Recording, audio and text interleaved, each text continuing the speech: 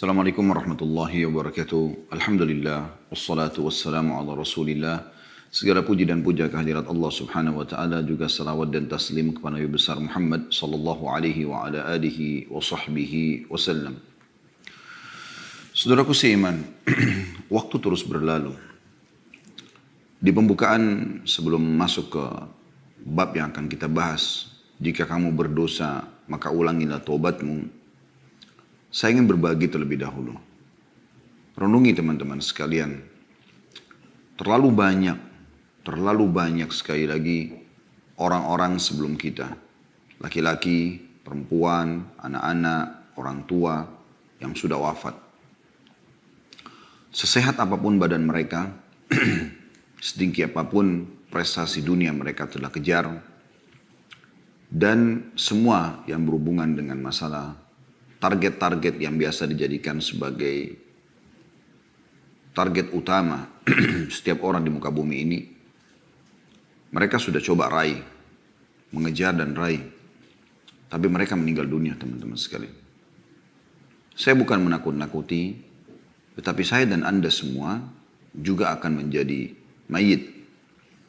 Hari ini kita bisa ngobrol, bernafas, melihat, mendengar, tapi satu waktu nanti Allah berfirman dalam Al-Quran, A'udhu billahi minasyaitonir rajim, kullu nafsin dha'iqatul maut. Semua yang berjiwa pasti akan mati.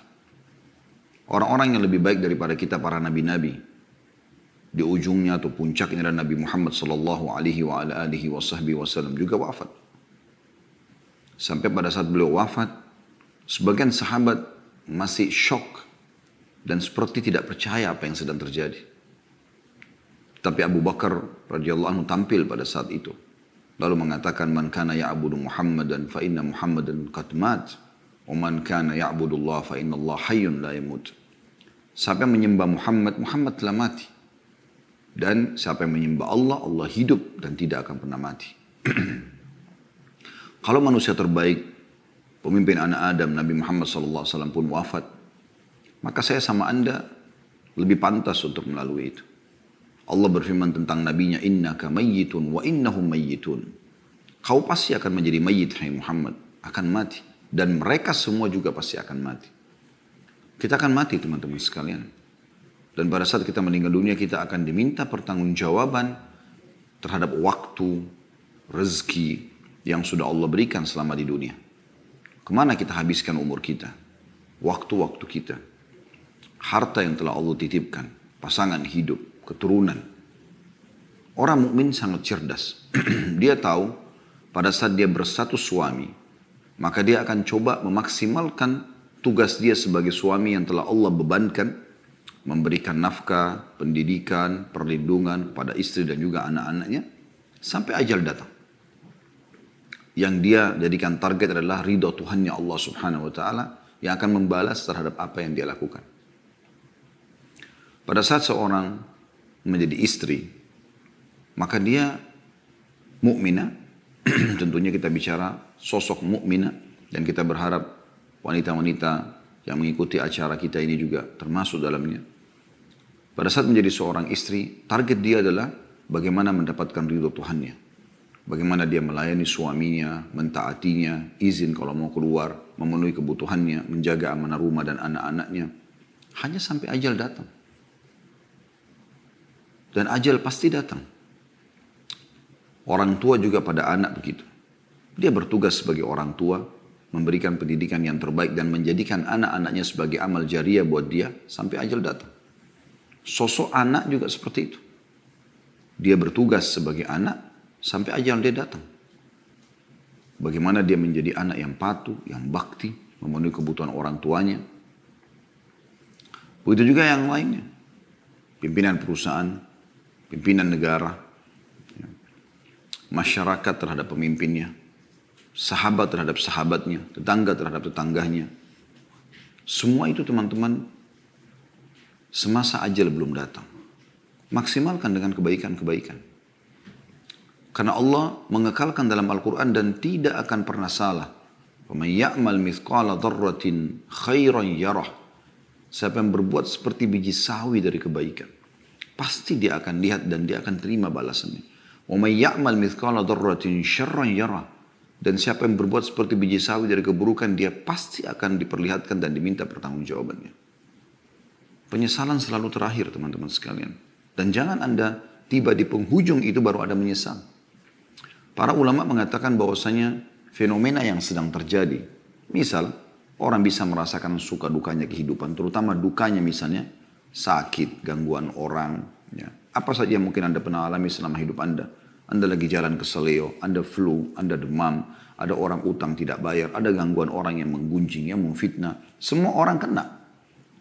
Semua itu peringatan dari Allah Subhanahu wa taala bahwasanya di dunia ini hanya sebagai peringatan.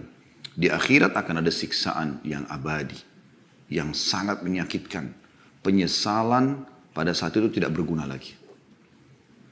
Saya sarankan teman-teman mengikuti ceramah kami dan sampai sekarang juga masih berjalan di hari Senin sore membahas 30 sekian pasal masalah neraka. Dan kita sudah sampai ke pasal 20 sekian. Kalau Anda mau live, kalau Anda tidak mau live, sudah ada siaran ulang insya Allah. Anda bisa dilihat di playlist YouTube tentang bedah buku Rasulullah SAW cerita tentang surga dan neraka. Bercerita tentang surga dan neraka. Masing-masing 30 pasal sekian. Renungi teman-teman sekalian, itu bukan sebuah dongeng, tapi kepastian. Kita semua akan menuju kepada Tuhan kita. Pertanyaan sederhana, sampai kapan kita terus dalam pelanggaran-pelanggaran? Sampai kita meninggal seperti orang-orang terdahulu sebelum kita. Kemudian hanya ya, kita sendiri akan melalui akibatnya mendapatkan. Teman-teman yang selama ini mengajak Anda bermaksiat kepada Allah SWT, paling jauh hanya bisa sampai di atas liang lahat Anda. Dia tidak akan turun untuk tinggal bersama Anda, menemani Anda sambil mengatakan, dulu kan saya mengajak kamu mabuk, saya mengajak kamu berzina, saya mengajak kamu riba, saya mengajak kamu mencuri, lalu kemudian saya sekarang siap menemani kamu. Gak ada. Paling lama mereka 15-20 menit, setengah jam mereka akan tinggalkan dan beraktivitas seperti biasa. Anda akan tinggal sendiri di kuburan tersebut. Sering teman-teman sekalian lewatin kuburan. Selain ucapkan salam sunnah Nabi SAW, Assalamualaikum dara qaumin mu'minin, keselamatan bagi kalian wahai penghuni negeri orang-orang beriman. Ya, antumus sabiqun, nahnu insyaallah bikum lahiqun. Kalian telah mendahului kami, kami akan menyusul kalian. Ghafarallahu mustaqdimina minkum wal mustakhirina minna. Semoga Allah memaafkan orang-orang terdahulu di antara kalian yang sudah mati duluan, dan orang-orang yang di antara kami akan menyusul. Dan jadikan sebagai ibrah, pelajaran, lihat. Gundukan tanah dan batu nisan itu. Di dalamnya orang seperti kita dulu. Persis seperti itu. Yang perempuan yang laki-laki. Cuma mungkin beda suku, beda postur tubuh, beda warna kulit. Tapi sama, manusia. Judulnya manusia. Kita pun akan sama dengan mereka. Jangan nanti teman-teman tiba-tiba Anda jatuh, terpeleset, Anda meninggal, Anda lihat malaikat maut. Anda tiba-tiba sudah tinggal ruhnya menyaksikan bagaimana jasadnya dimandikan, bagaimana dipikul, bagaimana masuk ke kuburan. Lalu Anda pindah ke alam barzah dan sampai kepada pembangkitan di mahsyar, sampai akhirnya neraka depan mata. Baru Anda mau menyesal semua. Ini rukun iman kita. Oleh karena itu teman-teman, mari sama-sama kita coba. Saya juga sama dengan Anda. Sama-sama kita sedang coba menyempurnakan hijrah kita kepada Allah Subhanahu wa taala. Buku yang sedang kita bahas ini membahas tentang masalah kiat-kiat hijrah dari keadaan yang terpuruk, jauh dari agama, tidak faham, tidak mengingat akhirat, tidak tunduk kepada Allah Subhanahu wa taala, kepada ketaatan. Begitu dikatakan dalam judulnya, kiat-kiat hijrah dari kemaksiatan dan istiqamah dalam ketaatan. Kesempatan ini insya Allah kita akan bahas tentang masalah judul yang diangkat oleh penulis, jika dosa berulang maka ulangi taubatmu. Perlu saya titik beratkan dulu, bahasan ini teman-teman sekalian bukan berarti, oh ternyata pintu tobat masih dibuka. Ya nggak apa-apa saya buat dosa lagi. Nanti saya tobat lagi. Bukan itu maksudnya. Siapa yang menjamin Anda, teman-teman sekalian, pada saat Anda sudah taubat, lalu kemudian Anda buka pintu nasihat, Anda masih bisa taubat lagi. Mungkin Anda tidak sempat taubat. Berapa banyak orang yang tadinya sudah istiqamah di jalan Allah Subhanahu wa taala, dia sudah bisa merasakan walaupun sedikit nikmat keimanan, nikmat sholat berjamaah, nikmat tutup aurat, nikmat berdoa, nikmat berzikir, nikmat majelis ilmu. Dia sudah bisa merasakan manisnya iman. Tapi karena dia merusak sendiri dengan pergaulan, dengan lingkungan, dengan tempat kerja, dengan tontonan, dengan hal-hal yang didengar dan segala macam. Dan dia tidak segera taubat kepada Allah Subhanahu wa taala, akhirnya dia terjerumus dalam dosa. Dan ternyata dia meninggal dalam keadaan itu. Sehingga akhirnya ada konsekuensi hukuman. Kita butuh teman-teman sekalian, pada saat kita sudah taubat kepada Allah Subhanahu wa taala, taubat yang tulus, yang itu sudah kita bahas pada bulan yang lalu, dan kita istiqomah di atas kebaikan itu. Oleh karena itu saya pernah sampaikan kiat-kiat istiqomah dari kami, jangan pernah tinggalkan majelis ilmu. Selalu dengarkan, buat simbol hidup kita tidak ada hari tanpa ilmu. Kemudian amalkan ilmu itu. Sudah berapa kali Anda dengarkan tentang sholat malam, tentang sedekah, tentang zikir, tentang doa, tentang segala macam amal soleh. Sudahkah Anda terapkan dalam kehidupan Anda? Terapkan. Dan sudah sering saya bahasakan, paksakan. Paksakan sholat malam, paksakan sholat duha, paksakan sholat ke masjid, paksakan baca Quran, paksakan berzikir, paksakan berdoa, paksakan bakti sama orang tua, paksakan bersedekah, paksakan haji dan umroh, paksakan semuanya. Walladzina jahadu fina lanahdiyannahum subulana, kata Allah SWT. Orang-orang yang memaksakan diri, berusaha ya, menuju ke jalan kami, kami akan berikan dia panduan ke jalan-jalan kami. Paksakan saudaraku sini. Di tangan Anda semua keputusan itu. Kemudian bentuk komunitas yang baik. Mulai sekarang semua teman-teman harus yang soleh bagi laki-laki dan solehah bagi perempuan. Hapus semua dan keluar dari grup di WA yang tidak ada manfaatnya. Isinya foto-foto vulgar, perkataan-perkataan yang tidak baik, gunjing orang. Tutup. Anda manusia lemah. Kita ini lemah teman-teman sekalian. Mudah sekali terpengaruh. Kita ini sangat sensitif manusia itu. Sangat sensitif. Saya pernah bahasakan dan saya kasih contoh, saya ulangi lagi. Saya bisa pada saat memegang misalnya taplak meja ini, saya bisa seketika mengetahui kalau benda ini kasar atau halus. Saking sensitifnya manusia. Kita pada saat memegang sesuatu kita bisa tahu ini dinding ini dingin misalnya, kasar atau halus, atau misalnya dingin ataupun panas misalnya suhunya. Kita seketika bisa tahu. Misalnya kalau karena ruangan dingin misalnya, atau lagi musim dingin, atau lagi musim panas, gitu kan. Kita bisa bedakan teman-teman sekarang seketika bau itu wangi atau busuk. Kita bisa seketika membedakan ini terang atau gelap dengan mata kita selama masih normal. Kita bisa bedakan mana intonasi suara yang keras, mana yang kecil dengan kuping kita. Kita bisa bedakan dengan lidah kita, oh ini manis, oh ini asam, oh ini pedas. Kita bisa rasakan semuanya seketika. Jadi kalau Anda mendengar sesuatu yang berbau kemaksiatan lalu Anda mengatakan saya tidak terpengaruh, itu nggak mungkin. Memang harus tutup kuping itu. Para salafus soleh kalau lewat mendengarkan musik atau mendengarkan sesuatu yang bisa mengganggu imannya, mereka tutup kuping mereka.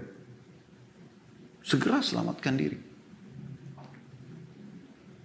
Lisan, kontrol. Sebelum mengucapkan teman-teman, pikir dulu, ucapan ini perlu nggak saya sampaikan? Perlu nggak saya ucapkan? Kalau enggak, jalankan sabda Nabi SAW. Man kana yu'minu billahi wal yawmil akhir falyakul khairan aw liyasmut. Sampai mengaku beriman kepada Allah dan hari akhir, ucapkan yang baik saja atau dia diam. Sampai pernah Nabi SAW mengingatkan, banyak orang masuk neraka karena lisannya. Maka kata Mu'adz bin Jabal, ya Rasulullah, apakah kami akan dihisab sama Allah karena lisan kami? Kata Nabi SAW, celaka hai Mu'adz kalau kau tidak tahu. Mayoritas orang masuk neraka justru karena lisannya. Sampai kata Nabi SAW, siapa yang bisa menjamin untukku apa yang diantara dua pipinya, lisannya, dan apa yang diantara dua kemaluan, dua pahanya, kemaluannya, maka aku akan jamin baginya surga. Kontrol. Kontrol teman-teman sekalian. Keputusan di tangan Anda. Dan Anda akan bertanggung jawab dengan itu semua. Bentuk komunitas yang baik. Nggak ada lagi grup-grup yang berbau kemaksiatan. Nggak ada lagi teman-teman tempat curhat yang aneh-aneh. Tidak ada lagi tontonan hal yang didengar yang bisa membuat Anda terbawa dengan arus mereka. Kata Nabi SAW, min husni islamil mar' tarkuhu ma la ya'ni. Termasuk kesempurnaan Islam seseorang adalah meninggalkan apa yang tidak ada bermanfaat bagi dia. Atau tidak ada hubungannya sama dia. Ada orang subhanallah sibuk buka handphone, medsos, nyari yang tidak ada manfaat. Tidak ada hubungannya sama dia sama sekali. Masuk ke alam politik, dia sendiri bukan politikus, bukan alamnya.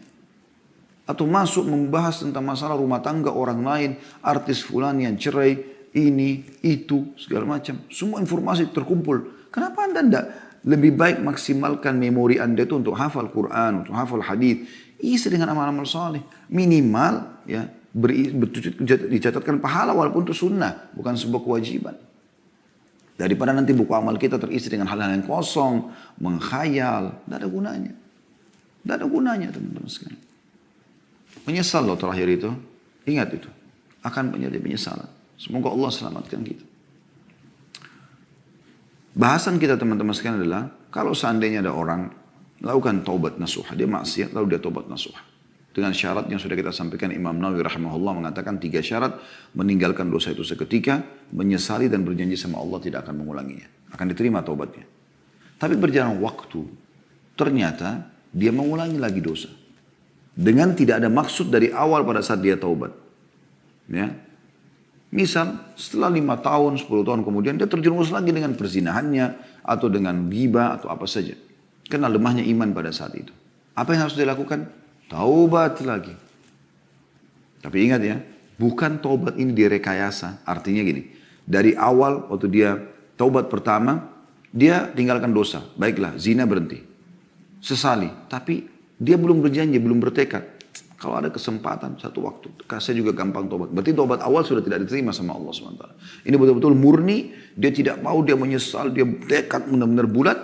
Satu waktu memang lemah imannya, lalu kemudian dia terjumus lagi. Apa yang harus dilakukan? Taubat lagi. Karena syaitan berhasil menyerang dia pada saat itu. Tugas dia adalah melawan syaitan itu. Melawan syaitan dengan apa? Dengan memberhentikan serangan syaitan tadi. Maksiat itu adalah serangan syaitan.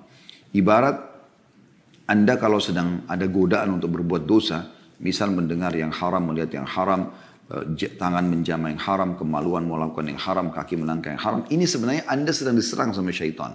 Saya ulangi lagi. Anda sedang diserang sama syaitan. Yang ketiga kali saya ulangi. Anda sedang diserang oleh musuh Anda, syaitan. Pertanyaan saya teman-teman sekalian. Kalau Anda sedang diserang, apa yang Anda lakukan? Renungi, perkataan ini renungi. Kalau Anda sedang diserang oleh musuh, apa yang Anda lakukan? Diam saja kah? Atau menangkis dan melawan? Tidak ada pilihan lain. Kalau Anda diam saja, berarti syaitan atau musuh kita leluasa. Dia mau penggal leher kita, dia mau tusuk dada kita, dia mau tusuk perut kita, terserah dia. Dan itu berbahaya. Kecil saja cuilannya sudah cukup membuat kita kesakitan. Allah mengatakan tentang syaitan, aduun lakum fattakhidu adua. Musuh kalian maka jangan jadikan dia sebagai musuh. Tugas saya apa? Tangkis. Kan gitu.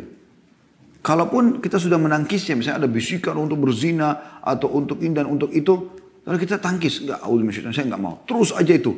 Terus aja bergejolak karena dia lagi serang.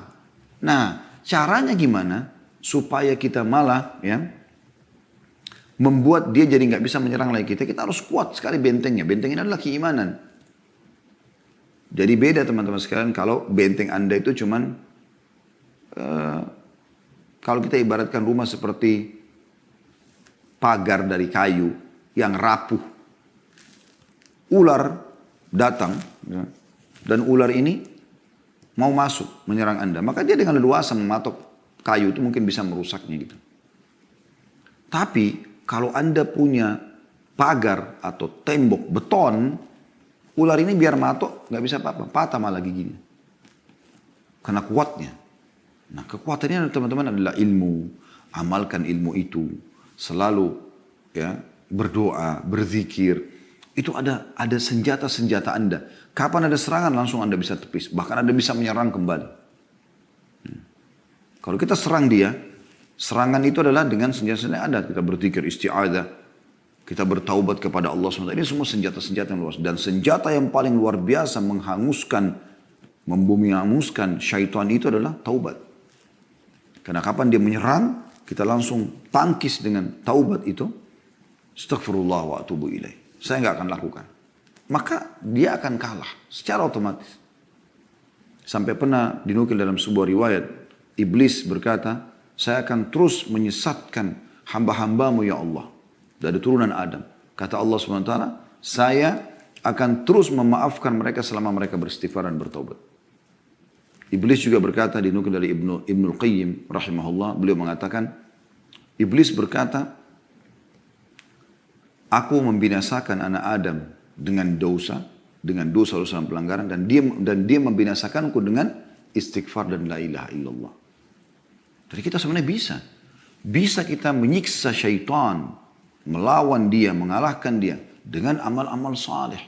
Dia tersiksa karena dia berusaha untuk menyerang tapi tidak pernah bisa. Senjatanya tidak secanggih kita. Kita sangat canggih teman-teman. Zikir itu sangat canggih. Doa sangat canggih. Sholat malam itu canggih. Canggih luar biasa.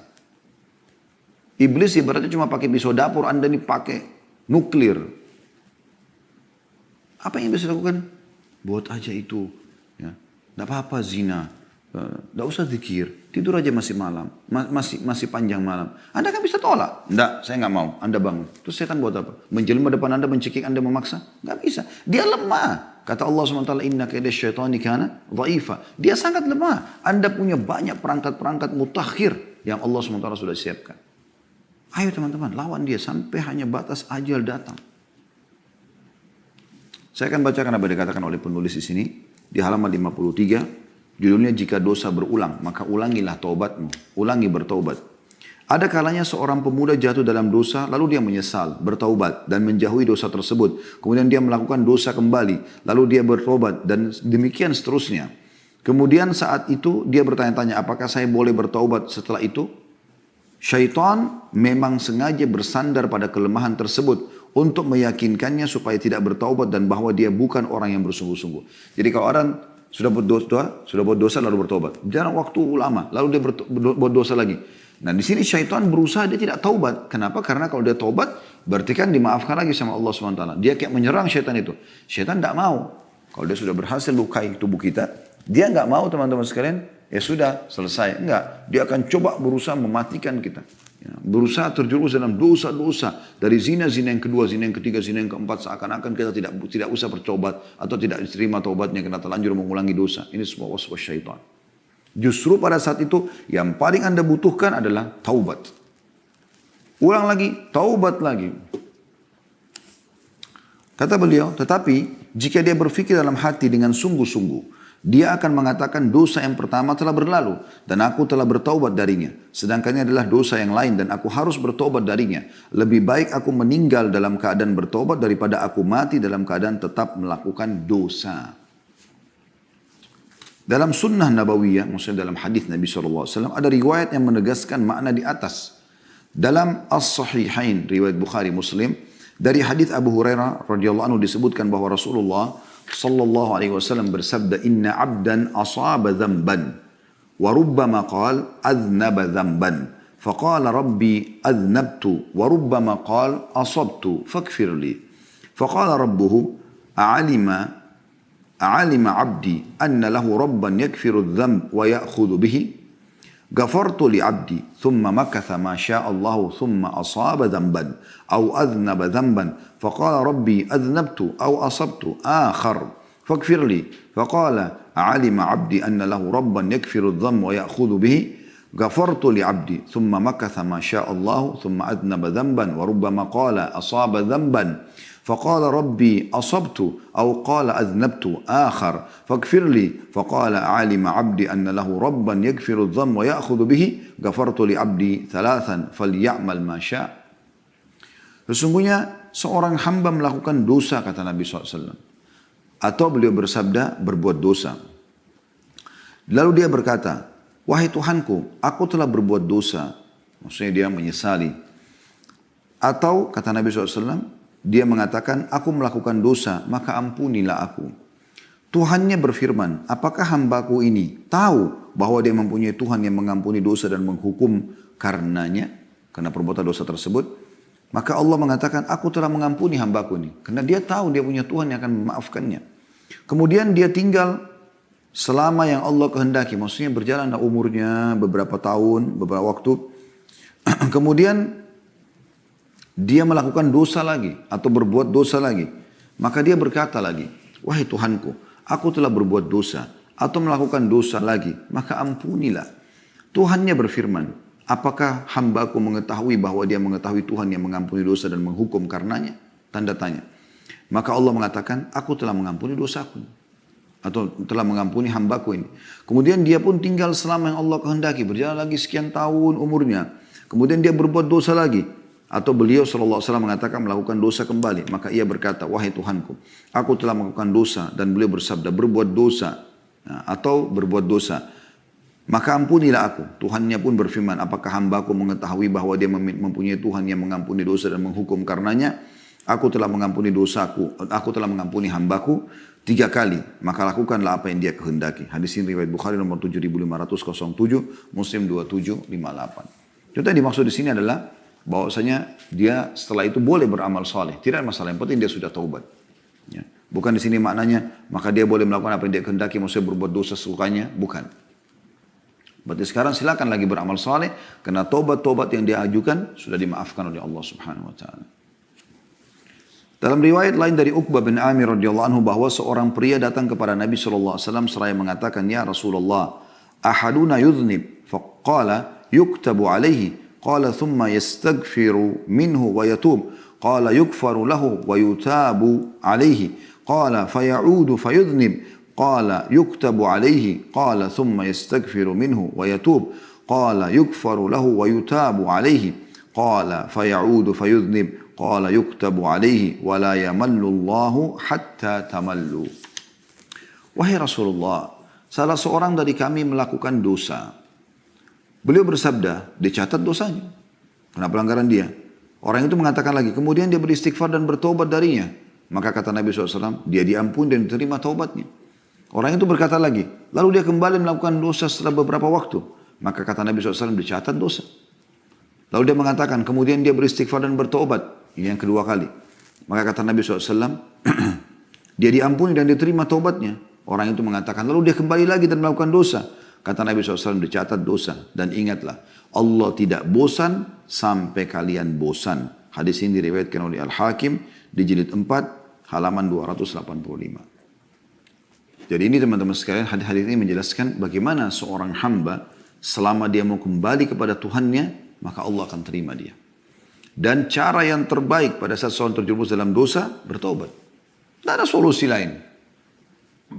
Astaghfirullah, artinya aku memohon maaf ya Allah. Wa atubu ilaik, dan aku taubat kepadamu, artinya aku kembali ke jalanmu dan aku berikrar tidak akan mengulanginya.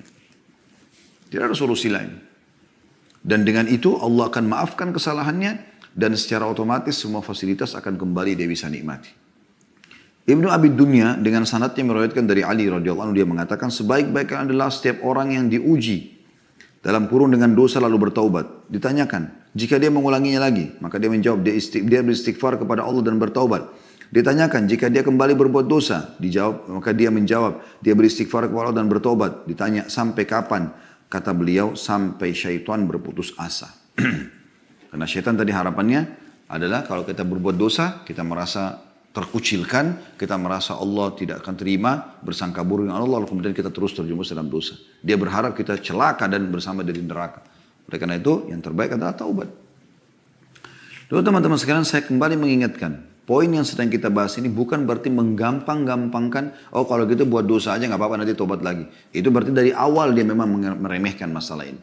Kita sedang membahas orang yang melakukan dosa, kemudian dia coba istiqomah, satu waktu dia safar satu negeri, dia terjerumus berteman sama orang-orang yang buruk, lalu terjerumus dalam dosa, kemudian dia kembali. Nah ini dimaksud di sini. Tidak boleh dia putus asa dari rahmat Allah Subhanahu Wa Taala. Tetap dia kembali kepada Allah Subhanahu Wa Taala. Tentu akan lebih baik, jauh lebih baik dan lebih afdal orang yang terus istiqomah dan tidak buat dosa. Misal, seseorang atau dua orang A sama B, dua-duanya umur yang sama, misal sama, anggaplah sama-sama laki-laki atau sama-sama perempuan.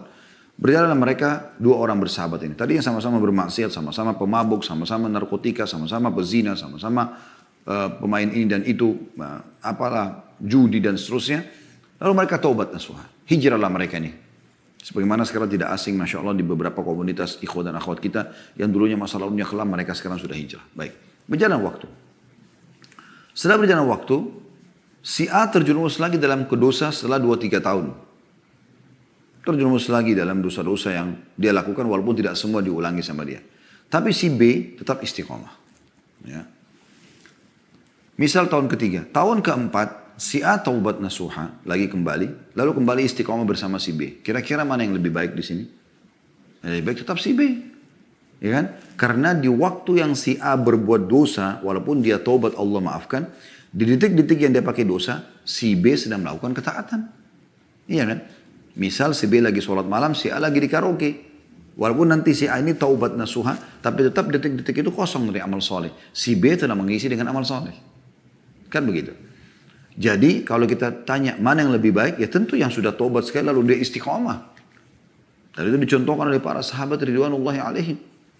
Mereka sekali masuk Islam, sekali taubat, mereka terus sampai meninggal dunia. Bahkan mereka berkorban ya, jiwa, hartanya sampai supaya mati dalam keadaan Islam. Nah, kalau ada yang terjebak dalam dosa, dia akan diterima taubatnya. Selama memang dia masih taubat nasuha. Tetapi, walaupun nanti dimaafkan dosanya, tapi ada detik-detik di waktu dia buat dosa yang dia tidak terisi amal saleh. Mungkin orang yang seumur dengan dia nanti akan mengalahkan dia di sini karena diisi dengan amal saleh. Mudah-mudahan ini bisa ditangkap pesannya. Kemudian pernah ditanya juga kepada Al-Hasan Basri rahimahullah, kenapa salah seorang dari kita tidak malu kepada Tuhannya? Dia memohon ampun atau ampunan atas dosanya, kemudian mengulangi lagi. Beristighfar, kemudian mengulanginya lagi. Maka dia menjawab, syaitan ingin menanamkan demikian kepada kalian. Karena itu jangan kalian bosan beristighfar. Syaitan ingin tanamkan, kan tadi, misalnya dia buat dosa lalu dia tobat nih. Mulai dia istiqamah. Ini syaitan luar biasa, ngatur strategi yang luar biasa. Supaya Anda terjerumus lagi dalam dosa. Kalau Anda tidak bisa, ya sudah, dia kalah. Gitu kan? Hanya sampai ajal nanti datang, saya bilang. Baik, anggaplah di tahun ketiga, tahun kelima, tahun ke-10 Anda kembali terlibat dalam dosa. Berarti syaitan berhasil tuh. Ada satu strategi dia yang berhasil dia tembuskan kepada Anda. Tadi saya sudah bilang, caranya adalah harus lawan. Melawan, tidak boleh dibiarkan. Senjata yang paling bagus, taubat. Maka akan tertutup lagi pintu dia sekian tahun ke depan. Bahkan mungkin sampai kita meninggal. Jangan dibiarkan dia leluasa melakukan perbuatan-perbuatan yang merusak kita. Umar bin Abdul Aziz rahimahullah, salah satu khalifah yang masyhur dari Umayyah, pernah berkata dalam khutbahnya, wahai manusia, barang siapa yang melakukan satu dosa, maka hendaklah ia beristighfar dan bertobat kepada Allah. Jika dia kembali melakukan dosa, maka hendaklah dia beristighfar dan bertobat kepada Allah. Jika dia kembali melakukan dosa lagi, hendaklah dia beristighfar dan bertobat kepada Allah. Sebab itu tidak lain adalah kesalahan-kesalahan yang dikalungkan di leher manusia. Sesungguhnya puncak kebinasaan itu terletak pada sikap meneruskan kesalahan-kesalahan tersebut. Artinya, lebih baik dia tidak lakukan. Tapi kalau dia sampai lakukan, dia segera taubat. Jangan dia biarkan dirinya terjerumus. Ya sudahlah, kayaknya saya sudah terlanjur melakukannya. Sudah diulangi lagi. Jadi akhirnya makin menghancurkan dia. Sama ibaratnya orang minum racun. Minum sedikit, kayaknya nanggung deh, minum aja semuanya. Ya bisa membinasakan. Tadi sedikitnya sudah bisa merusak tubuhnya. Organ tubuhnya. Sekarang dia minum lebih banyak, maka akan lebih banyak. Seperti itu dosa. Banyak orang tidak paham ini. Dia pergi berzina, nyesal nih. Allah juga menyesal. Tapi akhirnya dia 2-3 hari gak berhubungan sama pacarnya atau lawan jenisnya. Tapi setelah itu kontek-kontekan lagi seminggu, lalu kemudian ketemu lagi, berzina lagi. Begitu terus. Akhirnya terjerumus dalam kemaksiatan kepada Allah SWT. Bahaya sekali ini. Ya. Harusnya dalam masa penyesalan itu, betul-betul dia tutup dirinya. Dia tidak mau lagi berhubungan dan segala macam. Kecuali yang halal dengan cara pernikahan itu lain.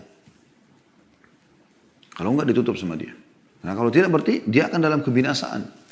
Itu yang beliau katakan kebinasaan justru kalau terus-menerus dalam kemaksiatan tersebut. Justru tidak taubat. Jadi tadinya cuma luka satu titik saja yang ditusuk oleh syaitan. Sekarang sudah pindah ke sini, pindah ke leher, pindah ke kepala. Diluka-lukain. Sehingga kita makin lama sembuhnya. Ya. Kata beliau bahkan makna tersebut masuk dalam kategori firman Allah subhanahu wa ta'ala. Yang disebutkan dalam surah Al-Imran ayat 135 yang bunyinya a'udzubillahi minasyaitonirrajim walladzina idza fa'alu fahishatan aw zalamu anfusahum dzakarullaha fastaghfaru lidzunubihim wa may yaghfiru dzunuba innallaha wa lam yusirru 'ala ma fa'alu wa hum ya'lamun. Dan orang-orang yang apabila mengerjakan perbuatan keji atau dosa atau menzalimi diri mereka, Allah menggambarkan orang yang berbuat dosa menzalimi diri mereka. Allah menggambarkan orang yang berbuat dosa menzalimi diri mereka. Karena mereka kenapa? Mereka menjerumuskan dirinya pada kemaksiatan kepada Allah SWT. Maka ada hukumannya. Dan fasilitas akan dikurangi. Bahkan bisa dihilangkan dari dia. Mereka segera, orang-orang ini, orang yang terjerumus dalam kemaksiatan, mereka segera berzikir atau mengingat dan menyebut Allah, lalu memohon ampun atas dosa-dosa mereka. Dan siapakah yang dapat mengampuni dosa selain Allah? Dan mereka tidak meneruskan perbuatan dosa itu, sedangkan mereka mengetahuinya. Jadi kalau sudah tobat, jangan ulangi. Tapi kalau terjadi lagi, seperti serangan syaitan lagi lolos, ingat, lawan, ya, taubat, tutup lagi pintu itu. Dan lebih baik orang yang tidak membukanya sama sekali. Tapi kalau orang sudah terbuka, jangan putus asa dari rahmat Allah subhanahu wa ta'ala. Juga firman Allah SWT dalam surah Al-A'raf ayat 201 yang berbunyi, A'udzu billahi minasyaitonir rajim. Innal ladzina taqaw idza massahum ta'ifun minasyaitani tadhakkaru fa idahum mubsirun. Sesungguhnya orang-orang yang bertakwa bila mereka ditimpa was-was dari syaitan, bisikan untuk menjerumuskan diri dalam kemaksiatan, mereka ingat kepada Allah dan maka ketika itu juga mereka melihat kesalahan-kesalahannya. Artinya dia merasa, oh ini salah, saya harus berhenti. Asal memang mereka mau menangkap sinyal-sinyal dari Allah Subhanahu wa taala. Ya. Nabi Yusuf alaihissalam pada saat digoda oleh istri majikannya, maka Allah mengatakan laula ar-ra'a burhana rabbi. Kalau bukan dia melihat petunjuk dari Tuhannya, maka dia bisa terpengaruh juga. Tapi pada saat orang membuat dosa itu sering ada sinyal dari Allah. Rasa takut, rasa khawatir, ya, ada yang lihat, apalah segala macam. Mungkin kalau orang mau berzina tiba-tiba telepon pasangannya masuk, apalah, ada saja. Maka dia berhenti. Oh ini peringatan dari Allah, harus berhenti. Lawan. Ya. Pergi, kerjakan ibadah. Gitu.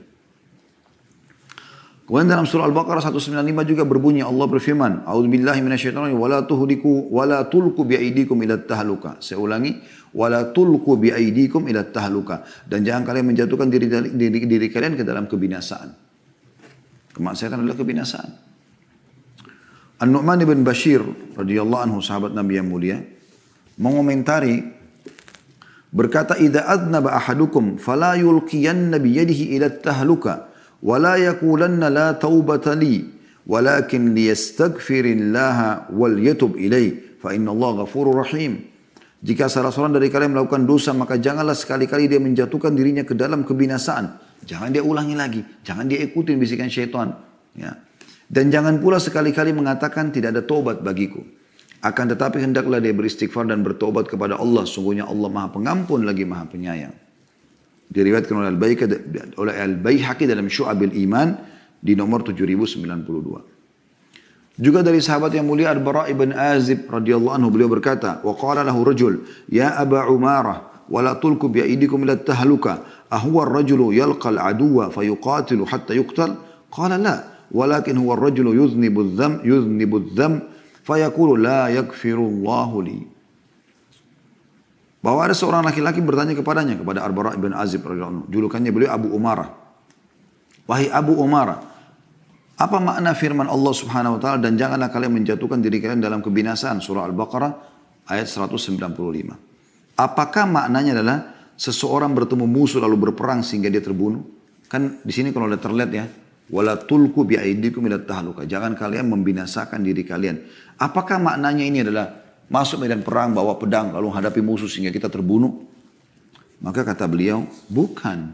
Tetapi maksudnya adalah orang yang melakukan satu dosa lalu dia mengatakan Allah tidak akan mengampuni dosaku.